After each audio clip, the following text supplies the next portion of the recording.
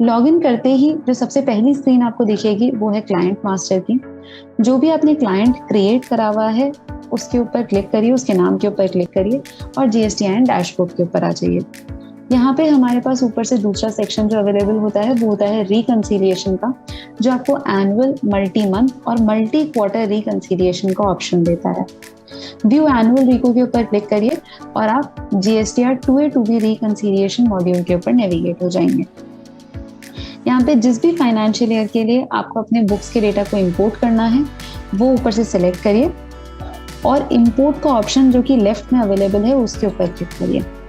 यहाँ पे आप या तो मंथली अपने डेटा को इंपोर्ट कर सकते हैं या फिर अगर आपके पास एनुअल फाइल अवेलेबल है पूरे साल की, अधिकतर अकाउंटिंग सॉल्यूशंस जो हैं वो आपको पोर्टल के GSTR 2 के फॉर्मेट में अपने परचेज बुक्स डेटा को इंपोर्ट करके देते हैं।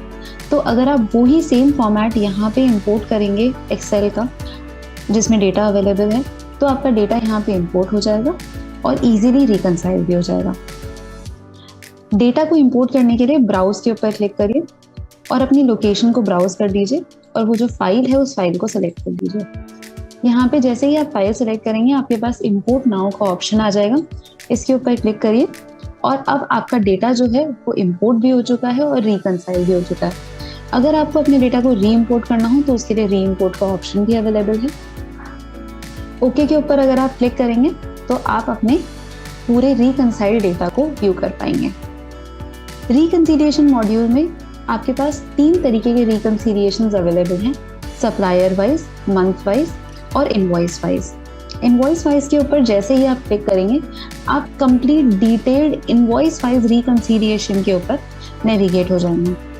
यहाँ पे एनुअल, मल्टी क्वार्टर और multi month invoice wise reconciliation available है। अगर आप बाय 2A रिकंसिलिएशन देखना चाहते हैं तो वो भी अवेलेबल है और बाय 2B देखना चाहते हैं तो वो भी अवेलेबल है। हम हर इनवॉइस को 4 में से किसी एक स्टेटस बकेट के अंदर डालते हैं। सबसे पहला स्टेटस जो होता है वो होता है मैच्ड का। ये वो इनवॉइसेस हैं जो बुक्स में भी अवेलेबल हैं और 2B में भी अवेलेबल हैं और उनका डेटा पूरा मैच हो रहा है।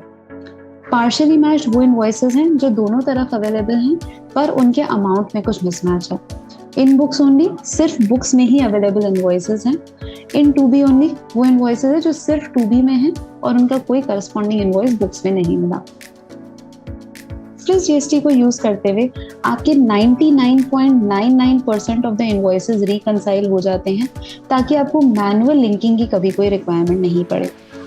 अगर आपको कंप्लीट डिटेल्स व्यू करनी हो अपने किसी पर्टिकुलर इनवॉइस की तो आप वो भी कर सकते हैं by clicking on the invoice number.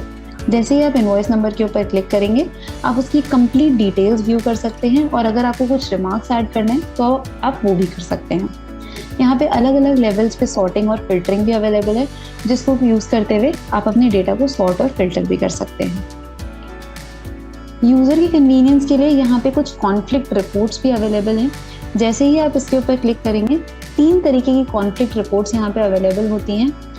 In 2A, not in 2B, ये वो इनवॉइसेस हैं जो सिर्फ 2A में हैं और उनका कोई 2B में करस्पॉन्डिंग इनवॉइस अवेलेबल नहीं हुआ, जिसका मतलब ये कि उन सप्लायर्स ने डेटा को अपलोड तो किया पर अभी तक फाइल नहीं किया।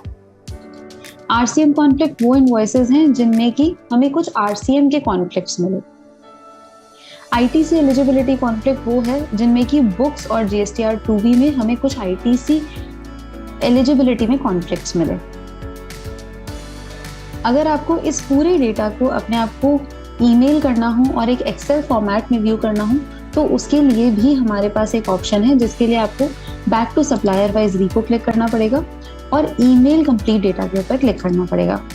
यहाँ पे आप अपना ईमेल एड्रेस एंटर करिए और सेंड के ऊपर क्लिक करिए। जैसे ही आप सेंड करेंगे आपके पास एक ईमेल रिसीव होगा जिसमें कि एक वेल फॉर्मेटेड एक्सेल होगी जो आपको इनवॉइस वाइज और सप्लायर वाइज 2A और 2B का डेटा दिखाएगी। वहाँ पे आप सॉर्टिंग फिल्टरिंग अप्लाई करिए और आपका काम बहुत ही इजीली हो जाएगा।